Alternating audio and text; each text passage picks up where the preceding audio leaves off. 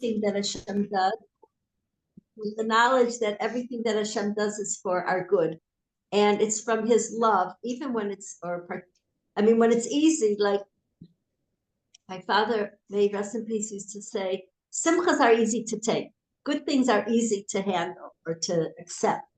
And the question is when things aren't to the way that we would understand or we would think or we would want, so the Yetzer Hara zooms in right then. The Yetzer Hara is like a malay, all the bad guys, the Nachash, the original snake, the serpent, he slithers in and gets in between, he wedges between us and Hashem. And they're really on board. They're ready to say, Hashem did that to you after you tried so hard? He doesn't like you. In fact, he hates you. And the bigger problem or concern of something negative happening to a person, as bad as the thing might be, worse is that he loses his faith. We start to question, wait a minute, Hashem, do you love me? Are you there for me? Are you looking at me? Do you care about me? And that's the job of the Yetzer Hara, to say, no, you're out, big X, give up, don't even get up in the morning, and certainly don't have to do mitzvahs. And the more amunah we have, the more we know that Hashem, even when it doesn't seem good, Hashem loves us so much, and he loves the real me. And the real me is my soul. My body is vehicle. It's a vehicle, it's clothing. It's clothing, but it's not here forever. It's here for 120 years, which really fly by. I think the older we get, the quicker we feel that, wow, it's flying by. Like that was already a year ago, Pesach. Yeah, who's that woman in the mirror? Yeah, oh. And my grandmother. My grandmother. Yeah, I know. There's some old aunties that I look like my mom. Just need to walk down. I'm turned into my mother. Yeah, Mom, what are you doing here? I can't help it. I just can't help it. I try not to act like my mother, but it's in me to be like that personality. Yeah, that's part of our life. It's hard. Before we were born, we chose who our parents would be. Do you really believe? I really believe it. My dad, Some people have broken parents, don't they? Is that me? No. It is you. Oh, it is me. It is you. Remember, it was me, and I thought it was Didi.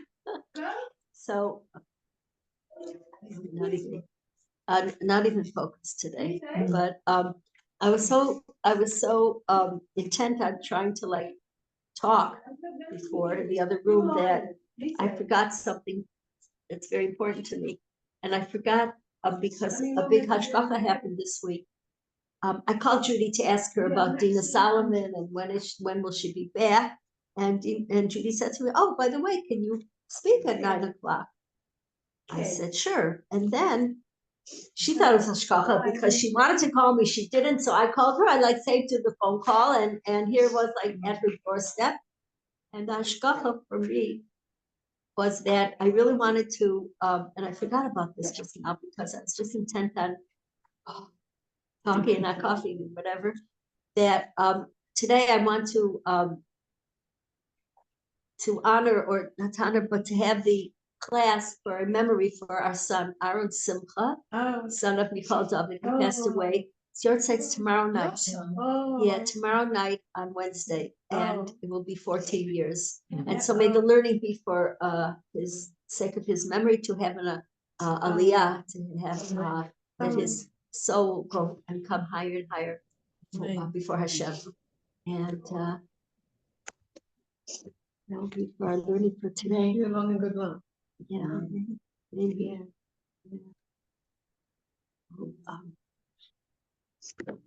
Mention balance.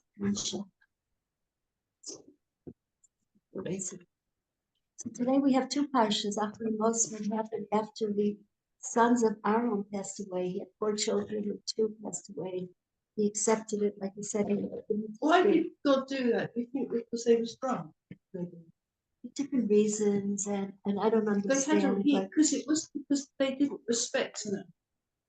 They were very great. On the other hand, Moshe said to Aaron, says, "With my holy ones, I will be sanctified."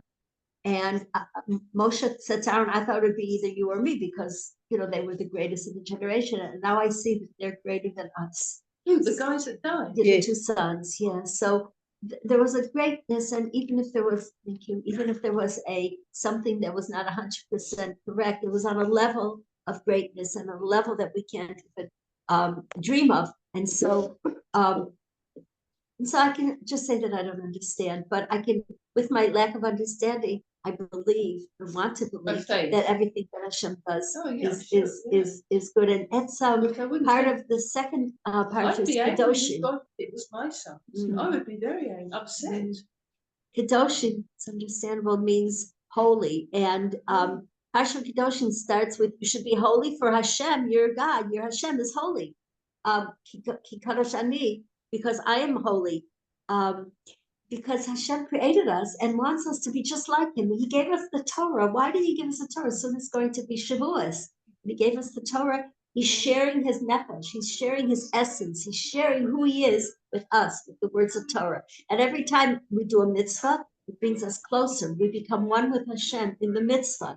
And that's what he wants. He wants the relationship. He wants the closeness. He wants the togetherness between him and us. It's not like some people think like that. It's a horror, serpent, and Amalek will tell us he's waiting around the bend. He's waiting to trip you up. He's waiting to catch you in something wrong. He's waiting so that he could hurt a person. No, it's the opposite. He's waiting for you to do something good. He loves you. He takes one little good thing that each of us does and makes it much greater. He blows it up. He's so proud of us. He's so excited and happy with us. And he just wants our good. And he just sees our good. It says in the Parsha by Bilam and Balak, Lo hibit oven beYaakov, Hashem doesn't even look at the sin of Yaakov, meaning the Jewish people, because he only looks at our good. He only concentrates on our good. He created us from love. He keeps us because of his love. And when we can realize it, then Rabbi Yehuda, I think it was, who said, if people would only feel how much love Hashem has for us, we would run after him like a lion roaring from love. What can I do to please you? How can I make you happy? Just to return the love, to reciprocate. And so when we get to Kadoshim, it says, Hashem says to be holy because I am holy. And he wants us to be just like him. He wants us to feel him and to feel that closeness and that connection. And then life is very, very, how shall I say, pleasant, sweet, simple in a way, because it takes away all that noise and all those contradicting thoughts and all that, it's like, who's left? Me and you, Hashem, us and Hashem. He wants us to love each other. He wants us to care about each other like every parent. Rechov HaPalmach, it says in our Parsha Kedoshim. And Hillel said this is a fundamental part of the Torah, that you should love yourself. Hillel said this is the entire Torah, the rest is commentary. Love your fellow as yourself. And Rabbi Akiva said this is a cardinal principle of the Torah, because how much Hashem wants us to love each other. And when we see the greatness of each other, because what are we? We're a neshama. And how can I not appreciate or love another neshama? We all have flaws. We're all work in progress. And so if we can see the good of each other, the good of myself, and then we see, wow, Hashem, everything is from you and everything is for you. And the Zera Shimshon says that the neshama says to the group, we were talking about it before, please don't ruin it for me. Don't go off on a tangent. Please keep on the right path with me. Help me in my journey for holiness and for closeness to Hashem, because our body is our mitzvah machine. We need our hands to wash for bread, to make the bread, to make the delicious breakfast. We need our body. And so the neshama says to our body, help me in my journey of this world, of serving Hashem.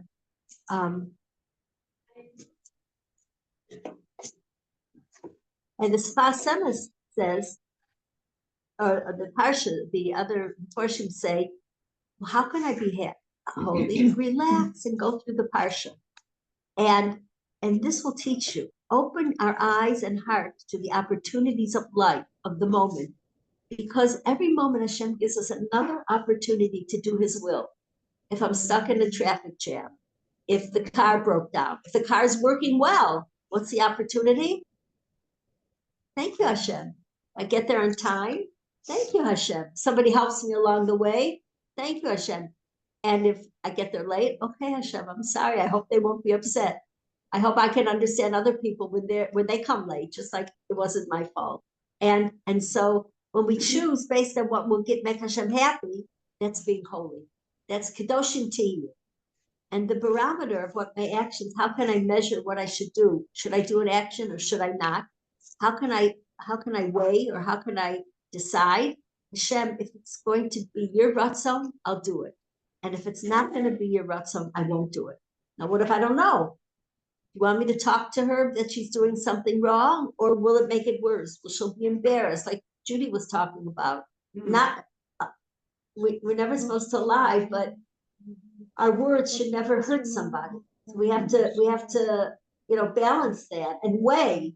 And like Judy said, if we do say something, it should be careful. We should be very careful not to get used to it, and to have something in there that can be like thought about or can be determined in two different ways, so that it's not a lie, God forbid.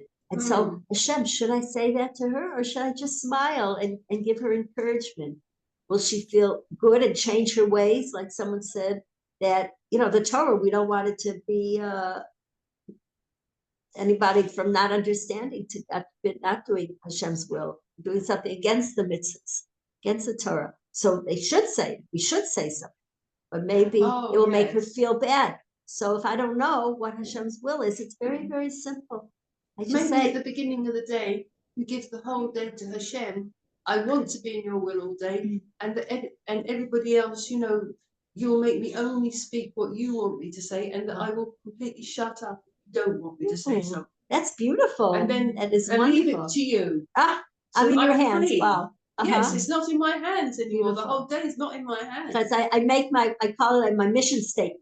Yeah. Like a startup has a mission statement. In 10 years, we want to be, we want to conquer be better, bigger than WhatsApp and whatever they are. So anything goes wrong, like buses late ages, I've got that time to pray for my family. I go through a list of names and commit each one, any problems, because I've got that time. Wow, you're very high level of faith. So no time is waste. I'm not sitting there going, oh, where's the bus? And also there must be a reason I missed that bus. Right. You meet different people because you missed that bus. Right. Oh, you live with Hashem. And there's nothing sweeter than that. That's the more... only way. Yeah. If I leave it to my own devices, I'd go terrible. The alternative is not fun at all. Yeah, it's beautiful. It's empty without that. Yeah. And it's nerve-wracking and upsetting and boring. Yes, all those for Hashem things. So just what you say, if you don't know what to do, there's a leave reason. it to Hashem or ask that him. Space in time for something, and you should carry like a little book or something, Psalms, like a Rabbi Nathan leaf or something. Yeah. And what you say in the morning, you can say to Hashem, if something comes up, should I say something or should I not? Just ask. I just want to do what you want. And what you do in the morning is beautiful. The great rabbi suggests the same thing, that when I wake up in the morning, one wakes up, they should say, Hashem, I give over all my thoughts and my words and my actions to you for the whole day. So please make it good. And then it's like not on our shoulders, it's on his shoulders. It's freedom. It's a freedom and a joy. Yeah. And you know that when things go wrong, God made this happen for a reason. And you find out later what the reason was. And until we find out, it's just a way of life that's so exhilarating and so emancipating. We're so free and there's a simplicity also, like it's just good, it's just you, it's working. And I don't have to understand. And so that's what the Torah teaches us. Thank you very much. So Hashem wants us to enjoy life. Shamshin Raphael Hirsch said that after 120 years, Hashem is going to ask you, why didn't you enjoy my beautiful world? I made beautiful mountains. Why didn't you see it? Why didn't you enjoy it? Like a Nazir, that's a person who abstains from wine. After he finishes his period of time of abstention, that he didn't drink any wine, he has to bring a korban, a sacrifice of chatas, as if he sinned. And what was the sin? Even though he's holy and wants to abstain so that he can be close and just think of Hashem because he had no wine. He didn't enjoy. He didn't Oh. enjoy. Hashem wants us to enjoy life. He's giving it to us that we should be happy and that we should enjoy life, whether it's with Torah, hopefully, and mitzvahs and prayer. And also, who is it? Shlomo HaMelech said, Lev Tov Mishtet Tamid. A good-hearted person always has a party, like always goes for falafel. That's a good-hearted person, meaning I'm looking for the good. I'm looking to be happy. I'm looking. Even Yosef HaTzadik, remember when he was in Potiphar's house and he was in jail in Egypt, he was happy. Oh, Joseph. Joseph, yes. Oh, right. He was happy. He was jumping around. He was dancing. He was clapping. He was happy in the worst place, in jail. Like Rev, what was his name who was in jail recently? Rubashkin. Thank you. Shlomo Mordechai Rubashkin. Who's he? He was in jail for 8 years. For what? He was framed by the American government. Oh. And he was happy. He was happy. He wrote people letters and he gave them encouragement.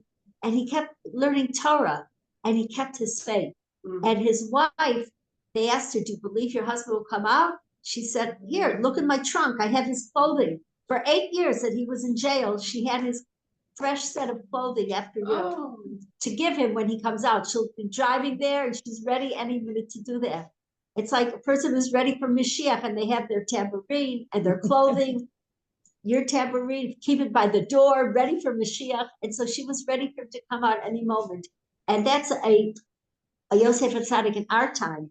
Yosef HaTzadik back then, Joseph, he was happy in jail. And sometimes, like, he had a lot of problems. He was alone. He was amongst non-Jewish Egyptian people were very, very low and very, very sinners. It was a place of tumah, impurity. And he wasn't with his dear father who he loved and missed and learned Torah with when he was home, or his dear brothers and sister. And now, what does he do? So the Torah says he ate and drank and fixed his hair. Why? To freshen. Yes. That he'll feel good. Yes. That he'll enjoy life. Because he broke that, he fought that feeling of sadness. Yes. Of stuck here. Exactly. And he, how did he do it? So there's many ways to do, as long as we do it in a kosher way.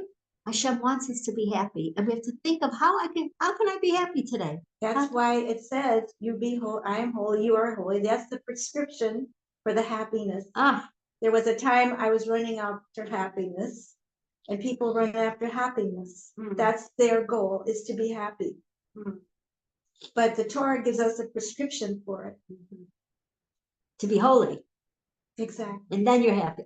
And then the happiness will tap on the shoulder and say, remember me? Beautiful, beautiful. The ways to think of That's Hashem. how, I mean, that's a holy. personal, very personal. I understand what you're saying. It's very beautiful, very true. It's like personal. Yeah. Thank you. That's how, That's why I'm here. I needed the prescription. We all do. We all do. People, psychologists have made studies like, why do people eat? Why do people have eating disorders or overeat? Because everyone feels a lack. Everyone feels a hole in their heart or in their soul, and they're figuring out, how can I fill it? So some fill it with food, some fill it with smoking or drugs. It's because there's that lack there. And yet, as much as I eat, it doesn't really fill it. Maybe for the moment it was a good steak or a good pizza, but afterwards the lack comes back. But if I fill it, what is the reason of that lack? It's that I'm not close to Hashem. Yes. If I, like you said, could become holy, the hole will fill up. If I can come close to Hashem, the lack is gone, because that's where the lack is. And if I feel Hashem in my life, and this is what He wants also, that's joy. Joy comes tapping you on the shoulder. And all the modern, like how to be beautiful, how to lose weight, is based on that, that we have a prescription for. I mean, you see it in the beauty magazines, you see it in the diet magazines, and that's where the focus is. It's not that I want to stop overeating, I want to be healthy. It's not that I want to be so beautiful, it's just that I don't want to be ugly, So it's that mindset of I am holy, you be holy, and it's not really a relationship. He's like the doctor giving you a prescription. I know how to be holy because I already am. I'm already there. So, but here's the Derek. Beautiful. Thank you. I'm sorry Yeah, for taking thank up you. your It's time. like the Torah I'm is sorry to take up your no, time. not at all. Thank you. The Torah, like you're saying, I don't see. I never saw it as a relationship. I saw it as a prescription, as like buying a beauty magazine or a hair magazine or a weight magazine, or you want to learn anything. I just saw it as that. It is a prescription, and even I would say also it's because Hashem and we are one. Like like our neshama is chelek elokai mima'al mamish. Our neshama is a part of Hashem. Exactly. Mamish, like really. Right. And how do we become part of Hashem? By doing His mitzvahs, Exactly. by listening to what He says, and that's our prescription to become close with Him. We're one. I just want to say a little thing. I got robbed by watching something on the phone, and it just mentally disturbed me. And it was the man that my grandmother used to like, and his name's Billy Graham, and he's not Jewish. And he spoke about life after death, and he said all these people that see their dead relatives coming back and saying I'm all right, is a load of rubbish. And he said when you're dead, it's just darkness and nothing until the resurrection. And I thought, that's weird, because I saw my mother and I saw them, and they gave me messages that actually I told my sister, and it took my brother to the Lord. And yet this man, he was saying a totally different message, and it depressed me and like disturbed me. So I had to look on my phone to the Bible. Where does it say there is a heaven? Because according to this guy, Right. There isn't. It's good to our teachers. It's good when we have teachers that are Torah true. But why wasn't he Torah true? It's not Jewish. Well, we learn from Jewish teachers that keep the Torah. It disturbed me. Otherwise, our life will be disturbing It and was depressing. disturbing. That's why I had to get back to the like Torah choose and life. say that God says He's preparing a place. Our names are on His hands and all this stuff. That's right. We're Choose life. personal. Choose the Our Torah. hairs, everything. And then He's saying like it's like God doesn't really care. No. Let's not learn from him because he doesn't have the truth for him. Well, And it seems it's like the he's very Acharei that just respectful. wants to make us sad and away from Hashem. And we want to be happy and close to Yes, Hashem. but all these thousands of people got up and walked towards him at the end, and he prayed that they would all be saved. Thank God we go to rabbis. We go to I know, but this is on my Torah phone. true rabbis.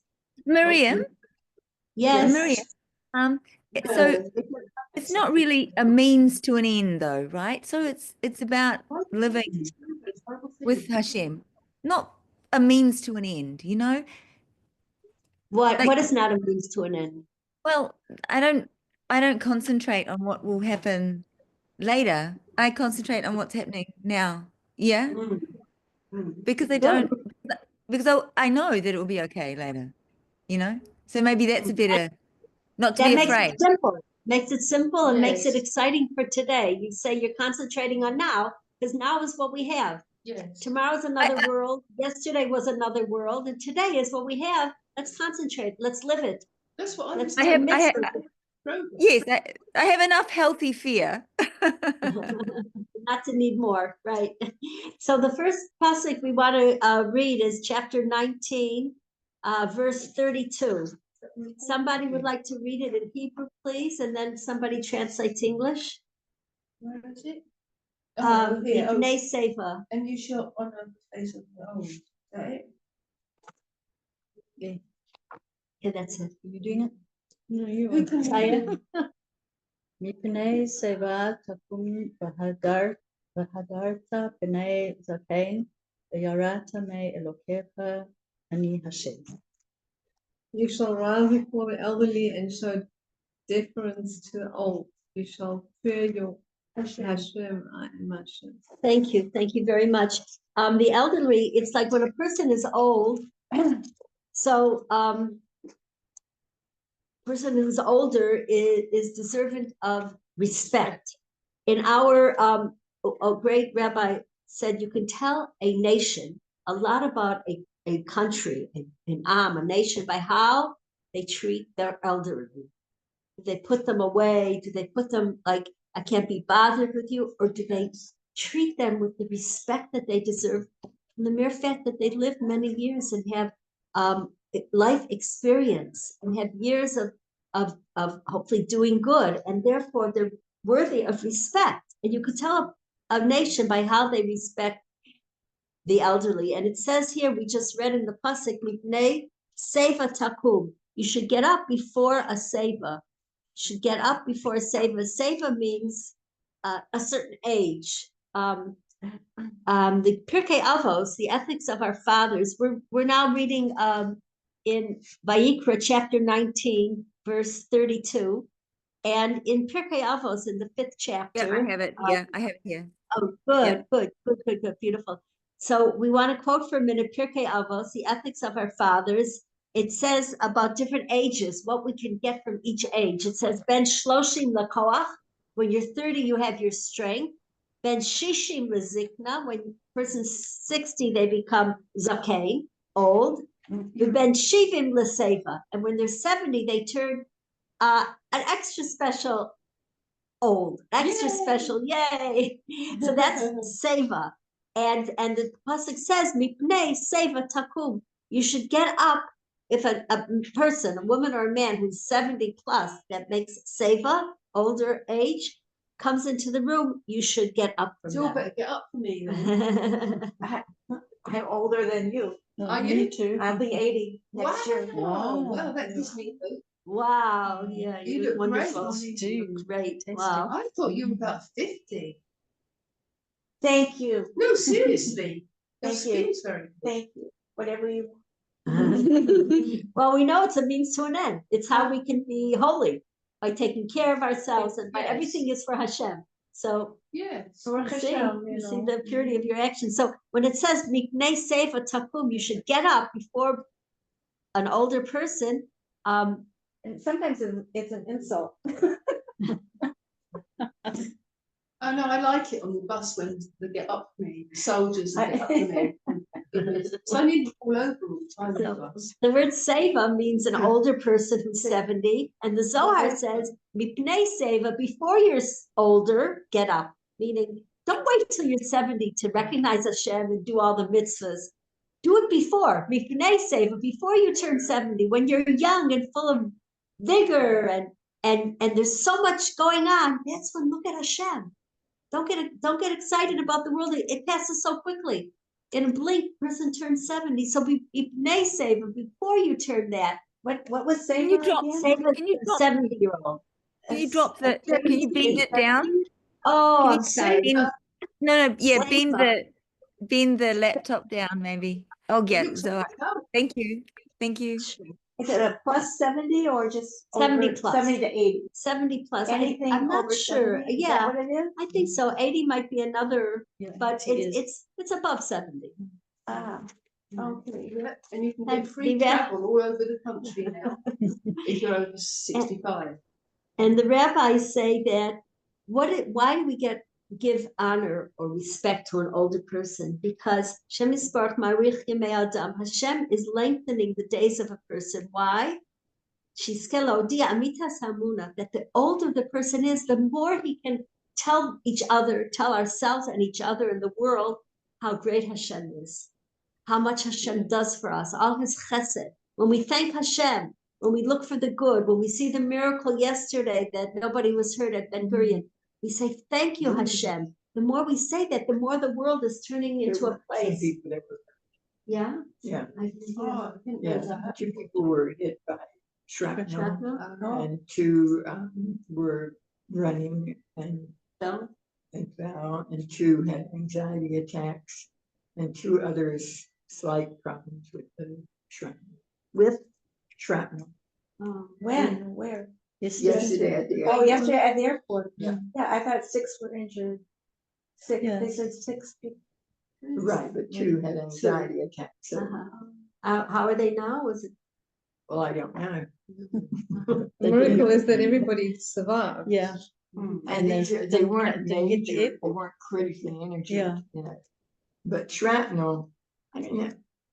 I know somebody that was in a terrorist attack and had a lot of shrapnel, Do you remember hearing about the rabbi where a piece of shrapnel went into his tehillim that was in his pocket?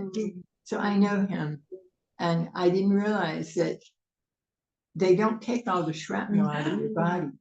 So in the winter it's cold and Oh my and goodness. it gives pain. It's Why not don't just they a- take it out? they don't take They all of it can't. out They can't. Why not? Probably not. because sometimes it's in a sensitive place. It would hurt the nerves. It's better to leave it in. Oh, wow. Anyway, things we don't want to know Right. about. Wow. Okay. Wow. Hashem should protect all of us. My son was coming home last night from Hungary. He went to, there was a very great rabbi, Reb Shaya from Kester, He went and there. he went there with his son. And he was there for his yortzeit, the day of the year that he passed away, which was Thursday. And they stayed till yesterday, and their flight was delayed. But I think they're home. And Baruch Hashem. And Reb Shaya was very, very great. He gave a lot of tzedakah. See, he grew up very, very poor. He was an orphan, I believe. He was very poor. He had nothing. Instead of living a bitter life, like this is my lot in life, he changed it to help everyone. He gave a lot of charity to people. He was a kind What was person. his name? His Reb Yeshaya from the city of Kesterer. And he was very, very great. And people, he gave money to anyone who would need money. One person said that he was working for someone, and they threatened to kick him out of the land and he'll have no home and no place for his family, because it was hard for him to pay the rent and business was not going as well as usual, like he had an inn. And so the Rebbe said to him, let me talk to your boss. You know, how's that gonna help? He said, okay. The boss came to him. And afterwards, the boss was very, very happy with him, put his arm around him. How are you doing? Things are fine. Don't worry about the debt. He said, what did the rabbi say to you? He said, nothing. He paid me. Oh. He used to help each other. And when somebody else, like one man, they had, let's say, a table for 20, and everyone had a nice setting, nice dishes and glassware. And then the 21st person walked in. So they all moved over. He gave him maybe chad pami, like plates and not as special. The man was apparently not well. He was very upset that he wasn't honored or felt as important as everyone else. And he took a match and he threw down the place. What? And the rabbi said, Extreme. I understand what you did, and I would have felt bad if I was you. Not as bad And as that. I'm very sorry that this happened. Instead of like calling the police, he's very patient and very cared about everyone. He realized this man was not well, and he reacted in a way to build him up instead of to push him down more. And may his all his mitzvahs and all the chesed that he did teach us how to live a good life. And in his merit, may we also act nicely to each other and better, and especially now in the time of Sfiras HaOmer, that it's a time to work on our midos, on our personality traits, on our character. And just a couple words about my son. His name was Aaron Simcha. Aaron is a brother of Moshe, made shalom between everyone. He loved shalom. He loved peace. And my son too loved his friends, his family, sure, and his friends, and was always there that people should care about each other, and simply was exceedingly happy. He was a very happy person. He had a lot of emunah, and even when he was sick the last couple of years of his life, his body was sick, but he was not sick. He was well. He was happy. He was excited about life, and he taught us a lot of lessons like that. And one thing when I went to visit him, it was in New Jersey, Lakewood, for the last year or two, and I went to visit him, and he was so excited. He said, "Mommy, come in my room. I have to show you that they delivered for him a hospital bed in his home." Oh. And this hospital bed was so exciting. He said, you push it over here, the head goes up. You push here, the legs go down. You push here, it goes over to the right. it's so comfortable because he had bed sores and it was hard. It's so comfortable and it's so much fun. Like that's all he could think about was that fun and that happy thing in the midst of the situation, pain. And I said to myself, I don't know if I said to him, Aaron, simply you remind me of Joseph. Again, of Joseph when he was sent away from his brothers. He was in a pit, and after that, on the way to Egypt, he was taken in like a wagon, and the wagon usually had bad smelling spices like neft and gasoline, and this particular wagon had spices, delicious smelling spices. Was good, and he thanked Hashem. He said, "Look, Hashem, the wagon you brought to me is you know, it's not a typical wagon. They all have this bad smelling, and here's this wagon smells like How did they have perfume neft in those days? I don't know what it was exactly, but it was bad smelling, ill smelling. And here he was going down to Egypt, being exiled, no longer with his father and family. And he looks at the smell of the wagon. And so I said to him, if I said at the time, I thought, you're going through all this and you look at this bed. This is what makes you happy. Hashem Yivarech Otach, Hashem should bless you. And in his memory, we should all see the good, feel Hashem's love, and act in kind and return his love, reciprocate. This is a sad story. I'm sorry about your son. Thank you, thank you, thank you. Soon Mashiach will be here and we'll all be together. Ritz Hashem. Thank you. Yes, bye-bye. Thanks, Have a bye. good week. He'll have to fly LL. Yeah, Bye. yeah, no choice, right, good. Bye.